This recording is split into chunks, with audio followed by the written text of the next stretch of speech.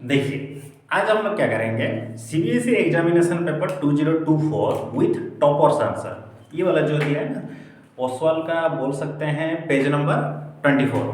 Okay, उसको करेंगे revision Oswal. Page लिख दे रहा हूं, ठीक है, पेज नंबर 23। इसको जो दिया है ना उसको करते हैं। पहला क्वेश्चन ये बोला है, if the sum of the zero, जैसे हम लोग जानते हैं सेक्शन ए में जितने भी क्वेश्चंस होते हैं वो एमसीक्यूज बेस्ड होते हैं और 1 से लेकर के 20 तक होते हैं।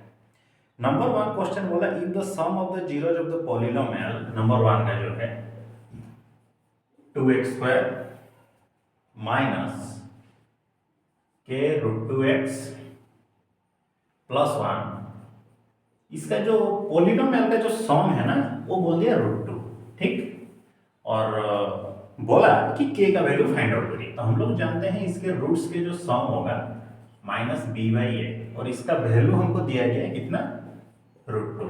तो माइनस बी बोले तो कौन, ये वाला पूरा माइनस ऑफ माइनस के root 2 by 2 equal to root 2। तो ये कितना हो गया, प्लस के root 2 by 2, this is root 2। के रूट 2 इक्वल टू 2 रूट 2। तो सिर्फ k का वैल्यू कितना हुआ, 2 root 2 by 2, that is 2। Okay, answer इतना ही होगा।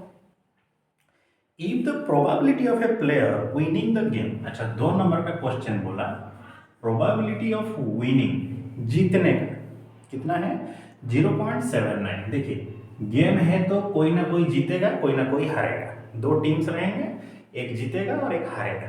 तो उसने ये बोल दिया प्रोबेबिलिटी ऑफ लूजिंग कितना होगा।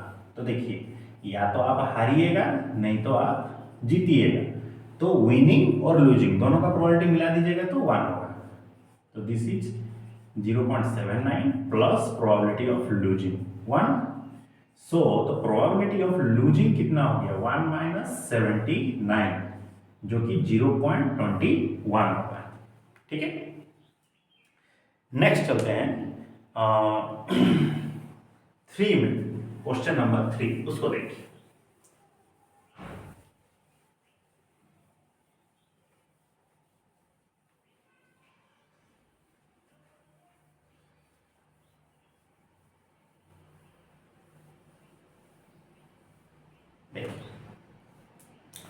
क्वेश्चन नंबर 3 जो दिया गया है कि if the roots of the equation ax², इसके जो रूट्स होंगे ax² plus bx plus c equal to 0, बोला रियल और इक्वल होंगे। रियल और इक्वल के लिए कंडीशन क्या था, d इक्वल टू 0, यही कंडीशन था ना, डिटर्मिनेंट्स 0। तो d का वैल्यू कितना होगा, b² minus 4ac equal to 0। तो b² बोले तो 0 है, तो बोला इसमें से कौन सा सही है, ठीक है। तो देखिए फिर b² का वैल्यू कितना होगा, 4ac। तो एक ऑप्शन है b² by 4 equal to ac, एक ऑप्शन है b² by 4 equal to ac। तो ये वाला सही होगा, इसका आंसर है सी। 4 नंबर क्वेश्चन कि if ap of the first term, a का वैल्यू बोल दिया 7, ओके, a बोल दिया 84, okay. Sum of n term Sn, इसका वैल्यू बोला गया 2093 डिवाइडेड बाय 2। तो बोला n का वैल्यू कितना होगा, ये आप फाइंड आउट करके बताएंगे, ओके। तो a का वैल्यू अगर इतना है तो an का फॉर्मूला के हिसाब से लिखेंगे तो कितना होगा, a plus of n minus 1 into D. तो an का वैल्यू अगर 84 है, ये 7 है, plus n minus 1 into D.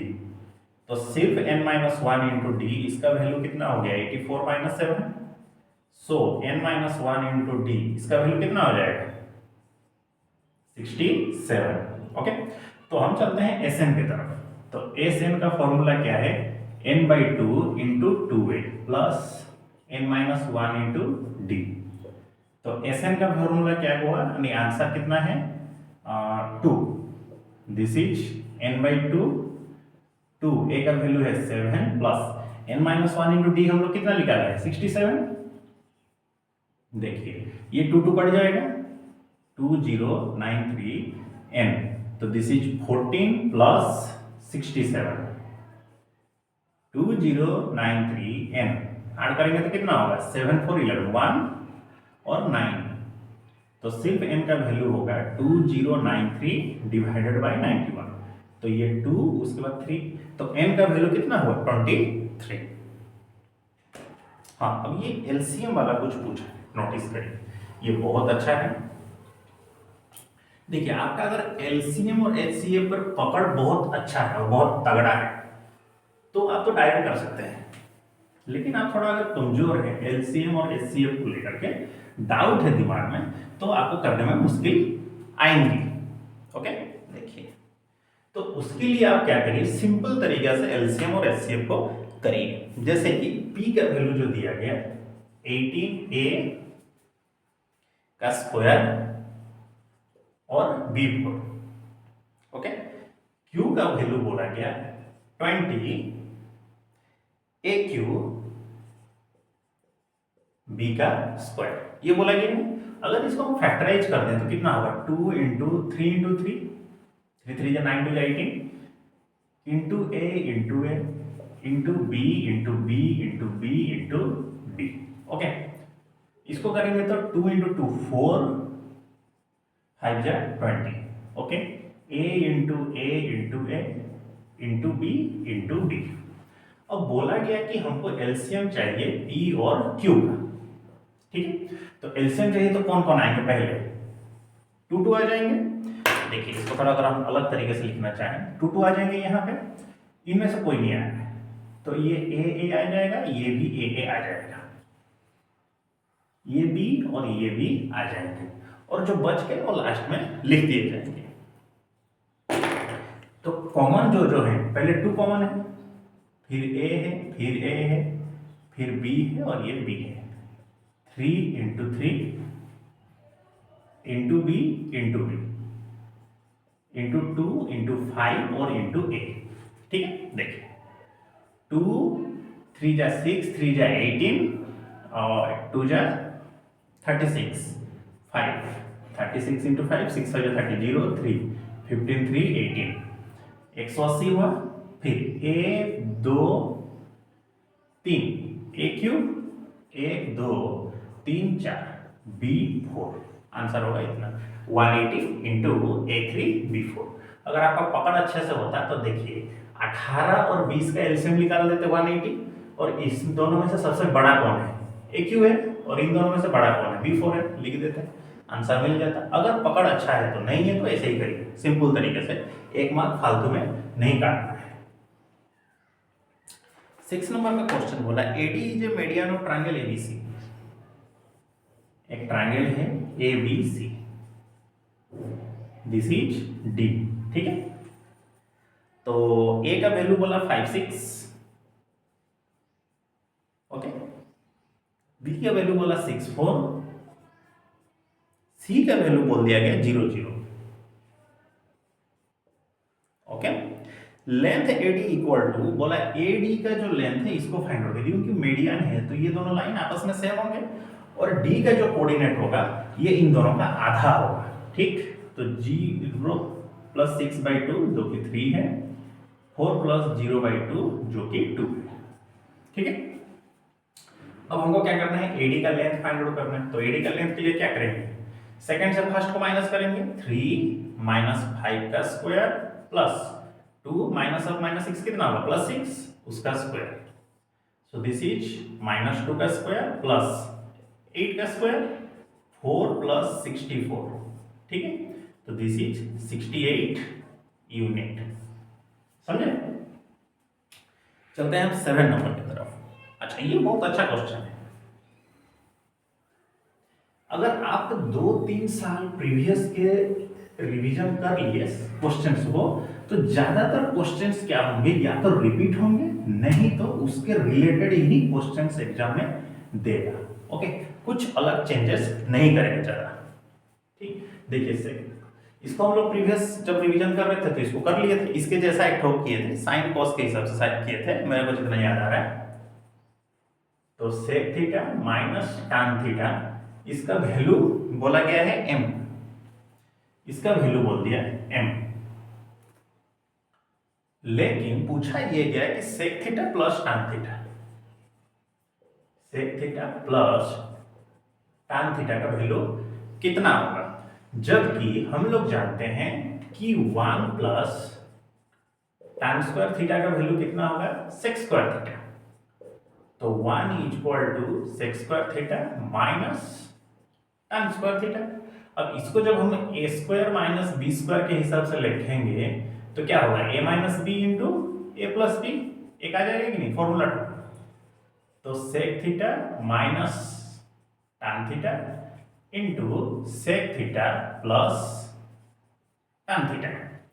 Okay, तो ये तो 1 रहा, sec theta minus tan theta का वैल्यू m है, तो sec theta plus tan theta, तो sec theta plus tan theta का फॉर्मूला कितना हो जाएगा, 1/m। Answer. Next 8 number. From the data 1, 4, 7, 9, 16, 21, 25, 1, 4, 7, 9, 16, 21 and 25. If all the even numbers are removed, even number को हटाना है, मतलब 4 को हटाएंगे, 16 को हटाएंगे, तो then the probability of getting a random a prime number from the remaining, मतलब रिमेनिंग जो बच गया उसमें से हमको एक प्राइम नंबर का प्रोबेबिलिटी चाहिए होगा। तो पहले देखिए 1 तो है, प्राइम नहीं है कि कंपोजिट भी नहीं है, तो प्रोबेबिलिटी ऑफ प्राइम। ओके, तो प्राइम इसमें है कौन, 7 एक तो प्राइम है, एक ही है, तो 1 बाई कितना, 5, 1 2 3 4 5, 5 आदमी बचे थे तो 1/5 होगा। 9 नंबर। फ्रॉम द डाटा, अच्छा ये जो डाटा दिया है ना x1 x2 करके, x1 x2 x3 इस तरह से करते करते गया है xn तक, और पूछा इन लोगों का फ्रीक्वेंसी बोल दिया f1 f2 f3 करते करते पहुंचा है fn तक। तो पूछा हम लोगों से क्या, समेशन ऑफ n, वे 1 है, fi x minus x mean, ठीक है। तो x जो है डैश ही कौन है, मीन है, ओके, मीन MEAN, मीन है। तो मीन को हम लोगों ने क्या किया, इससे माइनस किया, इससे माइनस किया, इससे माइनस किया। जब करते करते हम लोग पहुंचेंगे तो बीच में एक जगह होगा जो मीन होगा x बार, तो यहां से x1 x2 x3 ऐसे करते करते गए, तो ऐसे करते करते हम लोग xn तक पहुंचे। तो इसको जब इससे माइनस करेंगे तो नेगेटिव आएगा, 1 नहीं आएगा, कोई नेगेटिव आएगा। तो इसी को बैलेंस करने के लिए इधर एक आएगा पॉजिटिव, +1 नहीं, पॉजिटिव कोई एक आएगा, तो दोनों आपस में क्या हो जाएंगे, कैंसिल हो जाएंगे। जब कैंसिल हुए तो आंसर कितना लिख लेगा, इसका 0 लिख लेगा, ठीक। 10 नंबर को देखिए, 0 जो तो पॉलिनोमियल दी सर ट्वाइस नहीं, ये मेरे को भी थोड़ा डाउट है, ये डाउट है।